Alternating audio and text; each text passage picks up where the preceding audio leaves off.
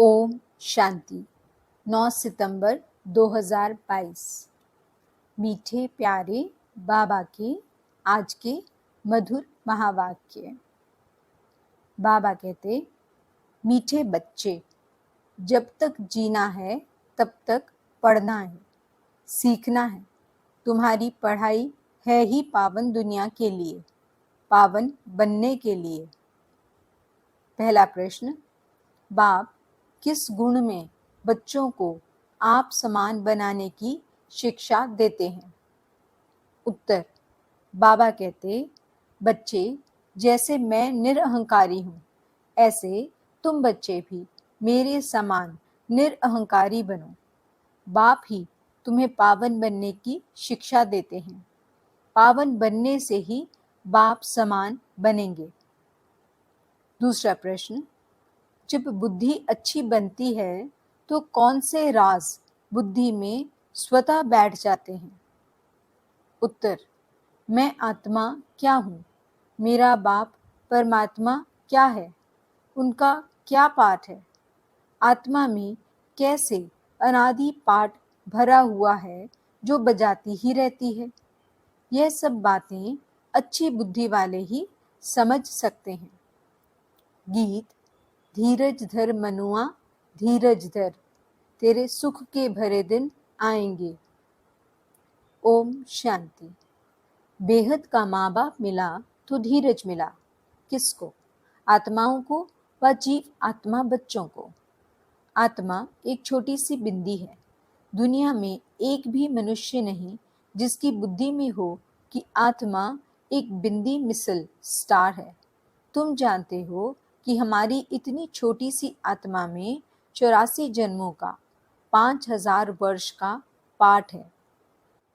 दूसरी आत्माओं में तो इतना पाठ भरा हुआ नहीं है। मनुष्यों की बुद्धि कितनी कमजोर हो गई है जो समझती नहीं है। परमात्मा के लिए तो नहीं कहेंगे कि वह 84 जन्म व 84 लाख जन्म लेते हैं। नहीं, तुम बच्चे जानते हो, इतनी छोटी सी आत्मा में 84 जन्मों का अविनाशी पाठ नूंदा हुआ है। उसको कुदरत कहेंगे ना। कितनी छोटी सी बिंदी आत्मा है जिसमें सब जन्मों का अविनाशी पाठ नूंदा हुआ है। वह कभी मिटता नहीं है, मिटने वाला भी नहीं है। कितना भारी वंडर है। तुम्हारे में भी कोई है जो इन बातों को जानते हैं फिर भूल जाते हैं। यह धारण करना है औरों को समझाने के लिए। बाप परमपिता परमात्मा को करण करावन हार कहा जाता है। वह भी करते हैं सिखलाने के लिए। उनको निराकार निरअहंकारी कहा जाता है। उनका अर्थ भी कोई समझ न सके। यह गुण बच्चों को ही सिखलाते हैं। बच्चों को भी ऐसा निरंकारी बनना है। ज्ञान सागर है तो ज्ञान भी सुनाना पड़े ना। पतित पावन है तो जरूर आकर पतितों को ही शिक्षा देंगे पावन बनने की। जैसे सन्यासी शिक्षा देते हैं सन्यास करवाने लिए, यह भी 5 विकारों का सन्यास करना है। पतित पावन ही आकर शिक्षा देंगे, नहीं तो हम पावन कैसे बने? गाया भी जाता है, जब तक जीना है तब तक सीखना है, पढ़ना है। स्कूलों में तो ऐसे नहीं कहा जाता है। उसमें तो इस ही जन्म में पढ़ाई की प्रारब्ध भोगनी है। यहाँ तो कहा जाता है, जब तक जीना है तब तक पढ़ना है, अंत तक कर्मातीत अवस्था को पाना है। आत्मा को योग से ही पवित्र बनाना है। जितना योग में रहेंगे तो तुम्हारी आत्मा गोल्डन एज में जाएगी। फिर आयरन एज में न आत्मा को न शरीर को रहना है। हम पढ़ते ही हैं पावन दुनिया में आने के लिए। ये ऐसी गुह्य बातें हैं जो कोई कब समझा ना सके। और तो मनुष्य क्या क्या करते रहते हैं। साइंस घमंडी कैसी कैसी चीजें बनाते हैं। स्टार मून पर भी जाने का पुरुषार्थ करते हैं। तुम समझते हो इनसे कोई जीवन मुक्ति नहीं मिलती है। करके अल्पकाल क्षण भंगुर सुख मिलता है। एरोप्लेन से सुख भी मिलता है तो दुख भी मिलता है। कल एक्सीडेंट हो जाए तो दुख होगा। स्टीमर डूब जाता है, ट्रेन का एक्सीडेंट हो जाता है। बैठे बैठे भी मनुष्य हार्ट फेल हो जाते हैं। सुख धाम तो है ही अलग, वहाँ सदैव सुख ही सुख है। इस दुनिया में जो भी सुख है वह है ही अल्पकाल कागविष्टा के समान। तुम बच्चों को अभी बहुत अच्छी बुद्धि मिली है। मैं आत्मा क्या हूँ, मेरा बाप परमात्मा क्या है, उनका पाठ क्या है, हमारा क्या पाठ है, सारा बुद्धि में राज है। तुम बच्चों में भी सबके 84 जन्म नहीं कहेंगे। सब थोड़े ही सतयुग में इकट्ठे हो जाते हैं, इसलिए सबके पूरे 84 जन्म नहीं कहेंगे। चंद्रवंशी में भी पिछाड़ी तक आते रहते हैं। वृद्धि होती जाएगी, जन्म थोड़े होते जाएंगे। यह विस्तार की बातें हैं। बुढ़ियों को पहले अल्फ बे पक्का कराना है। अल्फ माना बाबा, बे माना बादशाही। यह तो बिल्कुल राइट बात है ना। स्वर्ग की बादशाही थी, भारत सारे विश्व का मालिक था और कोई का राज्य नहीं था। जो रुद्र की माला बनती है वही फिर विष्णु की माला बन जाती है। यह ज्ञान तुम बच्चों को मिला है। आत्मा क्या है, परमात्मा क्या है, उनका रूप क्या है, क्या साइज है, यह सब बातें अभी तुम्हारी ही बुद्धि में है। कितनी छोटी सी आत्मा है। परमात्मा को भी भक्ति मार्ग में बहुत मेहनत करनी पड़ती है। द्वापर से कलयुग अंत तक अथवा संगम के अंत तक कहेंगे उनका पाठ चलता है। यह सब तुम जानते हो।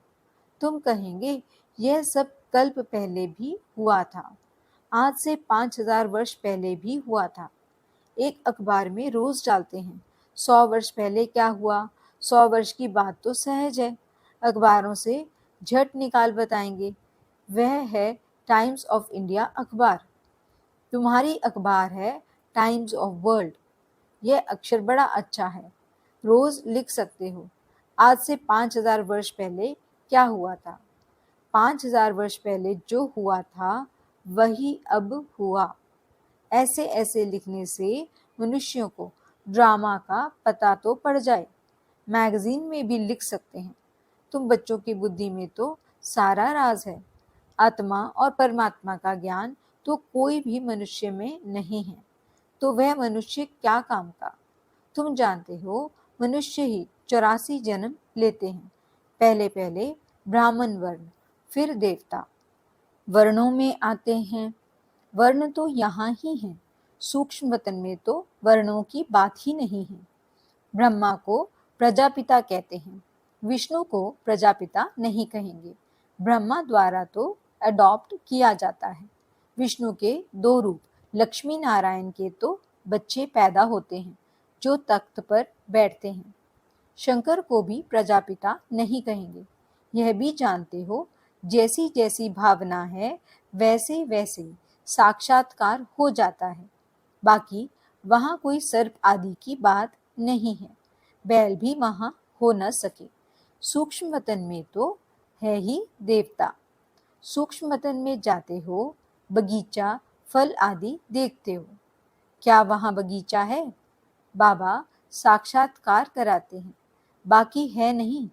बुद्धि कहती है वहाँ सूक्ष्म वतन में झाड़ आदि हो न सके। यह जरूर साक्षात्कार होता है। साक्षात्कार भी यहाँ का कराएंगे।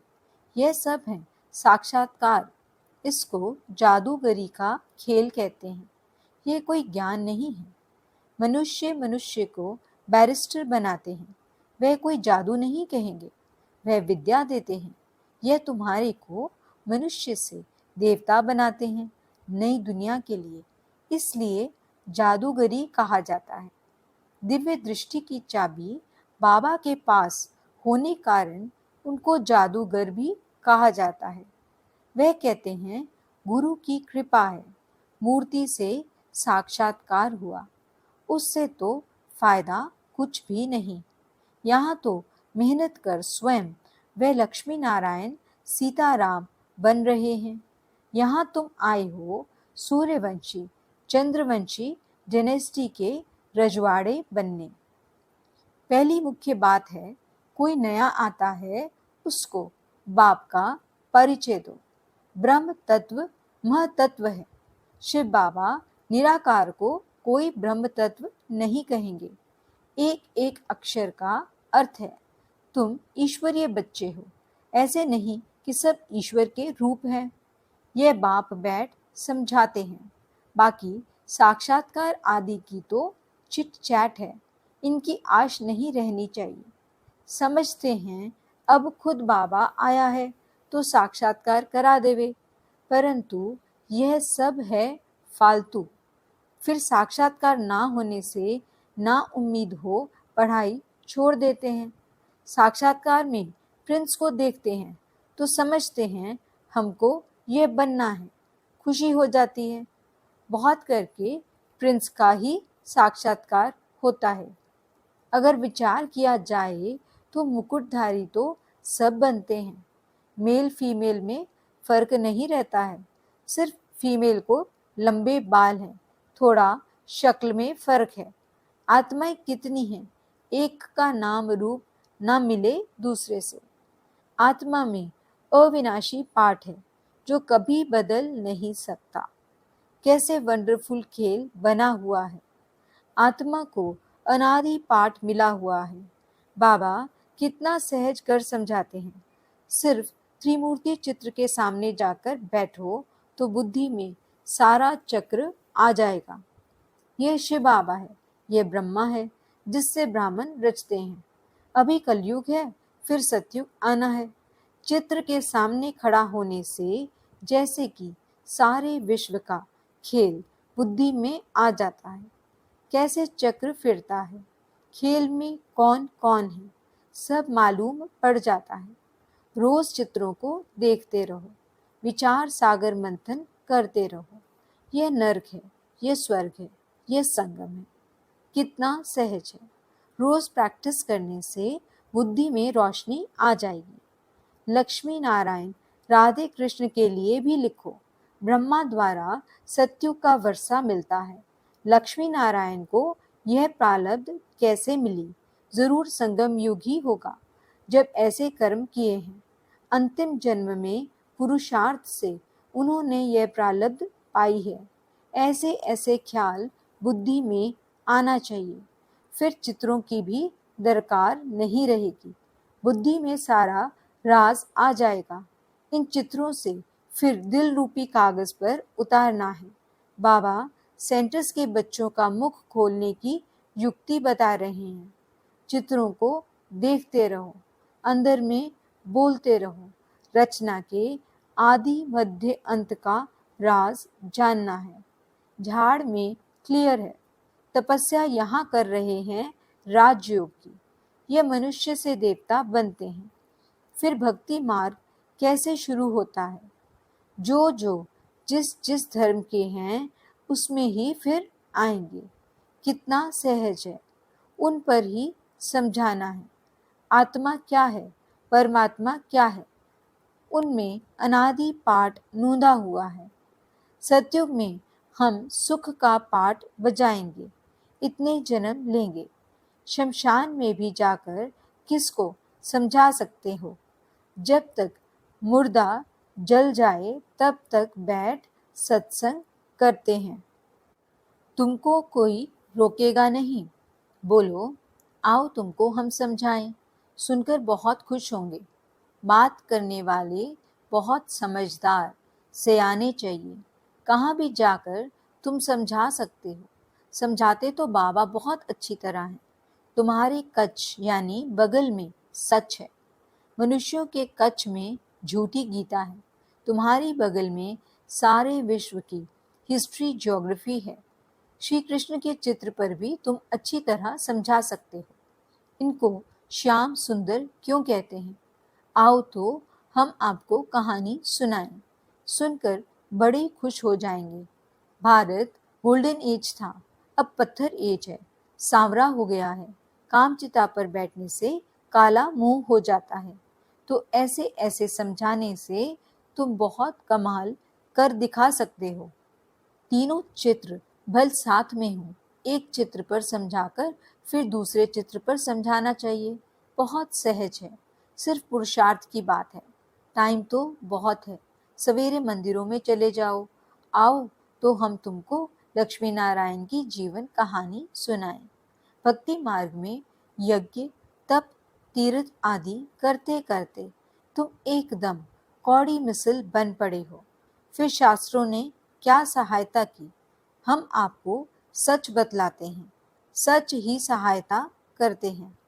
अच्छा, मीठे मीठे सिकिलदे बच्चों प्रति माता पिता बाप दादा का याद प्यार और गुड मॉर्निंग। रूहानी बाप की रूहानी बच्चों को नमस्ते। हम रूहानी बच्चों की रूहानी बाप दादा को याद प्यार, गुड मॉर्निंग और नमस्ते। धारणा के लिए मुख्य सार। पहला पॉइंट, पढ़ाई पर पूरा पूरा ध्यान देना है, बाकी साक्षात्कार आदि की आश नहीं रखनी है। ना उम्मीद बन पढ़ाई नहीं छोड़नी है। दूसरा पॉइंट, चित्रों को देखते विचार सागर मंथन कर हर बात को दिल में उतारना है। राजयोग की तपस्या करनी है। वरदान, अपने मस्तक पर सदा बाप की दुआओं का हाथ अनुभव करने वाले विघ्न विनाशक भव। विघ्न विनाशक वही बन सकते जिनमें सर्व शक्तियां हों। तो सदा ये नशा रखो कि मैं मास्टर सर्वशक्तिमान हूँ। सर्व शक्तियों को समय पर कार्य में लगाओ। कितने भी रूप से माया आए, लेकिन आप नॉलेजफुल बनो। बाप के हाथ और साथ का अनुभव करते हुए कंबाइंड रूप में रहो। रोज अमृत वेले विजय का तिलक स्मृति में लाओ।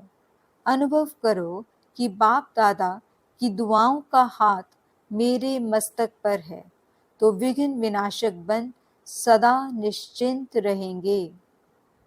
स्लोगन, सेवा द्वारा अविनाशी खुशी की अनुभूति करने और कराने वाले ही सच्चे सेवाधारी हैं। अच्छा, ओम शांति।